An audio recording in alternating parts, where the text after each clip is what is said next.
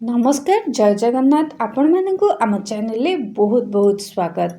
दर्शक बंधु आज आमे किछि गोटे खट्टा एवं मिठार रेसिपी बनैया को जाउछे। एई खरा दिन रे खट्टा मिठा कॉम्बिनेशन ने किछि खाइबा को भारी इच्छा हेते। सेति पई कि आज आमे बनेबा कंचा आंबरे पलो। सेति पई कि प्रथम एठी मु प्रेशर कुकर नै जाइछि। आपण जदि चाहिबे ताले गोटे पैन मध्य नै परिबे। सेथिरे मु एटी सोरिष तेल 2 ରୁ 3 चामच ऐड करिछि। आपण चाहिले रिफाइन तेल किंबा बटर किंबा घी को मध्य ऐड करि परिबे। एटी मु जीरा नेछि। आपण जीरा जगह रे सोरिष मध्य नै परिबे। तापरे एटी मु गोटी सुखिला लंका को मझिरु काटिके नै जाइछि। आपण जदि आउ टिके अधिका राग खाउचंती ताहाले आपण स्पाइस लेवल बढ़ी परिबे नहले कमी परिबे। तापरे एटी मु गोटे तेजपत्र को मझिरु काटिके नहीं ताकू ऐड कर देली। एबे एठी मु पियाज छोट छोट करी काटी नेछि। एठी मु 2टा मीडियम साइज रो पियाज नेछि। आपण पियाज जदि खाउ नांती ताहले आपण पियाज को स्किप कर परिबे।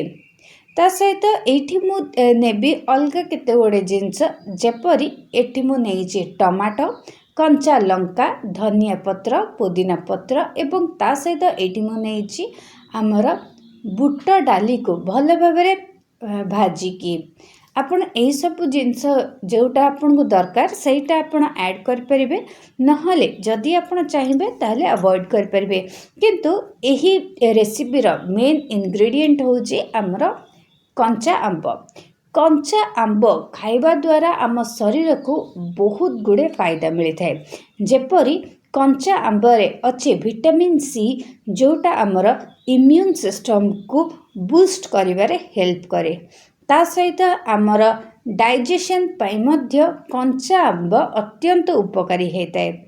या सहित जेहेतु एतरे विटामिन सी प्रचुर मात्रा रही एवं एथिरे एंटीऑक्सीडेंट प्रॉपर्टी मध्य रही।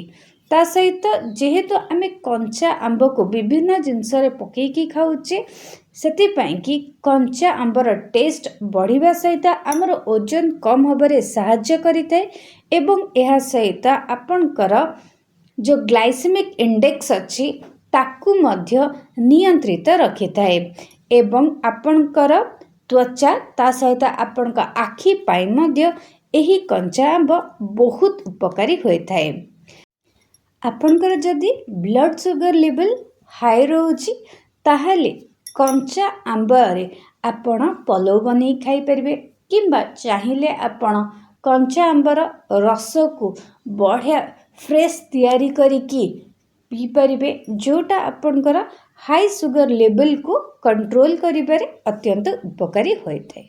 तो दर्शक बंधु आपण एही खरा दिन रे निश्चित भाबरे कंचा आंबरे विभिन्न प्रकार रेसिपी बनी की खांतु एवं जानी परिबे कि एहा आपन शरीर पे केते उपकारी होइताय।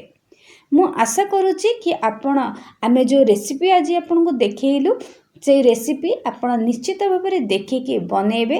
ता सहित आमे आपन को जो बेनिफिट्स तक कहिलु कंचा आंबर ताकू जानी मध्य आपन हेल्थ प्रति आपण टिके सतर्क होई जिबे। आजिर वीडियो पे एतिकी आमे आपन को सहित देखा हबो किछि एम्ति नुवा इंटरेस्टिंग वीडियोस रे। चैनल को जदि सब्सक्राइब करनांती ताहले निश्चित भाबरे सब्सक्राइब करंतु, लाइक कमेंट और शेयर करंतु। आपन का मतामत कमेंट सेक्शन में जणांतु। आपन जदि चाहुचंदी किछि नुवा रेसिपी रे किछि जिंसर बेनिफिट्स जानिया पे सेटा आपन हमको कमेंट्स लेखि के जणाई परिबे। रहुची नमस्कार जय जगन्नाथ।